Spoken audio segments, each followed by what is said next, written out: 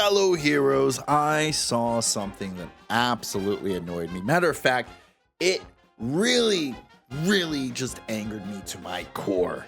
And that is about gamer discourse. You see, right here I saw this post. I'm gonna be honest. If your only issue with 50+ hour action game is that the protagonist is not attractive enough, then you should never be allowed to partake in gamer discourse ever again. This is such BS, I can't even know when to start. No one should ever gatekeep you into what you can talk about. And two, someone being able to state their opinion and giving blasphemy to them is absolutely stupid. I don't care if your opinion is opposite of mine or if your opinion is with mine. Anyone should be allowed to say what they want. They should be able to say, I'm not attracted to this. They should be able to say, I'm not attracted to this. There's obviously a correct answer, but you're still entitled to your opinion, whether it's right or wrong. Now, the third and most important point I want to make is this whole myth about gamer discourse. See, I don't believe gamers are in any discourse with each other. I think gamers are actually a unified front. We all are really pretty common, and even when we disagree about things, we 1v1 each other on Rust and then become best friends. Gaming is playing Modern Warfare as a kid and listening to slurs and insults only to make friends with some of those people later on. Gaming is having to deal with insufferable Valorant teammates and rallying together the rest of your team to go against the one guy that's trying to throw. Being able to put up with other people in the video game space is common and happens often, but it makes gamers resilient. This right here, gamer discourse, I think it's just people with political ideologies trying to call themselves gamers. You can play video games, but we do not care about these political activists' ideals.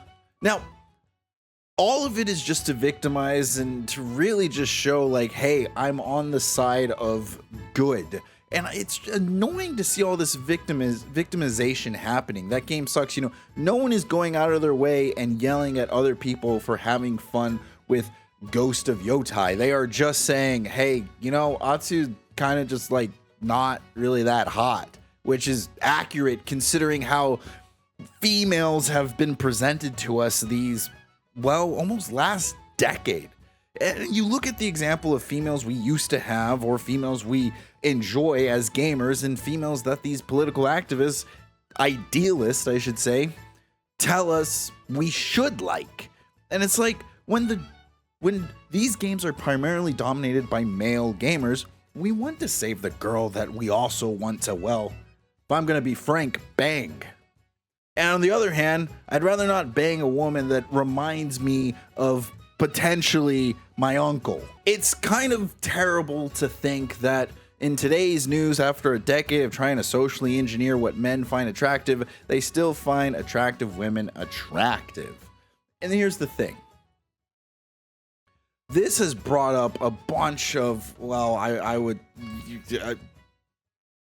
OnlyFans models to post, you know, designs with activists in mind, designs with gamers in mind, and we can all kind of figure out what's happening here. But to show a more explicit photo, we have the same thing. You scroll down and you realize one of the most liked comments is, you forgot to make her ugly. The fact of the matter is when you're looking at this, it's still kind of funny because we still like both pictures because the girl is hot and attractive. Hey, I'm Mario. I like playing video games, watching movies, and Dungeons and Dragons. If you keep getting me in your suggested videos or you're watching this video right here, consider subscribing. It goes a long way. Thank you. I think a great example of an issue of such caliber happening to us is you look at Cortana throughout the years, throughout the decades. In the beginning, this was a Cortana we were okay with. We liked. We look at 2004, this was a Cortana we began to fall in love with. And her attractiveness goes up. You look at 07, this is a Cortana we want to fight for. Same with 2012, where 3 and 4, even stated down here, are considered peak in design. But then we go into 2015, the beginning, and this is after, in between 2012 and 2015, we got Gamergate going on, and Cortana's design is completely and utterly revamped and destroyed. We go to 2021. Nobody likes 2015 Cortana. 2021 Cortana, she is now made politically correct. Not with the consumers in mind, not with what the consumers want or like or have shown any real discourse about, only what these political idealists say that there is discourse about and say that they want to. The squeaky wheel gets the oil, I suppose. But here's the thing. I will say this, 2021 Cortana is attractive when in terms of personality. She's written well. They just don't dress, well, actually, they actually just dress her up, unlike the other Cortanas, which I think is potentially moving in the right direction. But no, I want my 2012 Cortana back. It was peak. Give her the good story writing and character writing she also deserves. It's okay if someone says if you generally think Atsu is objectively unattractive, then you're just closed gay man. Not gonna lie, I think it's stupid. I think most people can look at Atsu and just be like, sure, whatever, she's mid, she's like a 5 out of 10. I don't think Atsu is going to make a wave of appearances for Sony's. I don't think she's going to be the new mascot for Sony, kind of like how Eve was. I don't think they're going to put Atsu in Astrobot. Well, they will. They're going to put everybody in Astrobot. Let's be real. But they're not going to make as big a deal as they did with Eve. Eve has become iconic for Sony. Atsu, not so much. Why? Because what we as gamers all agree with what we actually want, and these political idealists, well, they don't, and they like to tell us what we should like, when in reality, they don't even make up the bulk of who's actually consuming and playing the game. The problem with Ghost of Yotai is that the game's just not that great. It isn't. It's at best a 6 out of 10. And when you look even closer at this whole victim mentality, bro just created a fantasy, then got outraged by his own fantasy. Amazing. If this came out in 2025, MAGA folks would be saying this is inciting violence on MAGA, even though MAGA was never mentioned. They like to create problems so that they may find the solution for the problems, but be mad at the fact that there's a problem in the first place that they invented. It is baffling, all the while trying to say they are part of the gaming community and that if anyone speaks out against them, they shouldn't consider themselves a gamer. When I think we as gamers were sitting around enjoying our games, realized there was a bunch of people speaking for us and being like, whoa, shut the fuck up. Now, this guy has something interesting to say. He starts off with, is a professional rage baiter, and hats off to him. So it seems to be working out, or he's just completely shameless. Either way, this is such a poor take, I had to address it. most gamers don't play games to look at sexualized pixels. Like,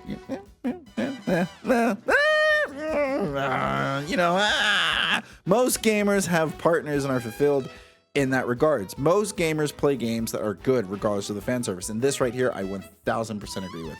You give us a good game, no one's going to care. They will overlook it.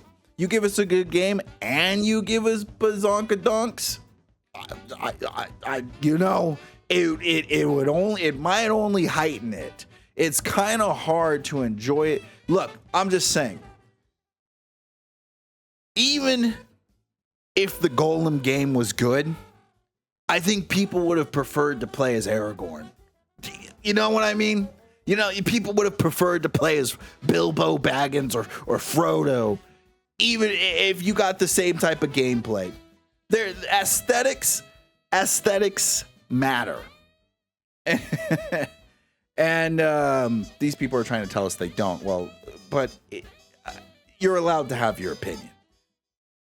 We used to go from wanting to save beautiful, attractive women to not wanting to save ugly, unattractive things. They don't speak for us. They won't ever speak for us. And don't let them say that you're not allowed to take place in gamer discourse, because gamer discourse is a myth. I think most gamers are unequivocally on the same page, but for the most part, just keep to themselves. And a lot of these people online that say that they speak for gamers don't. They're speaking for some political ideology that is going to change into something else, and they're going to follow that too. Until next time, guys, play nice.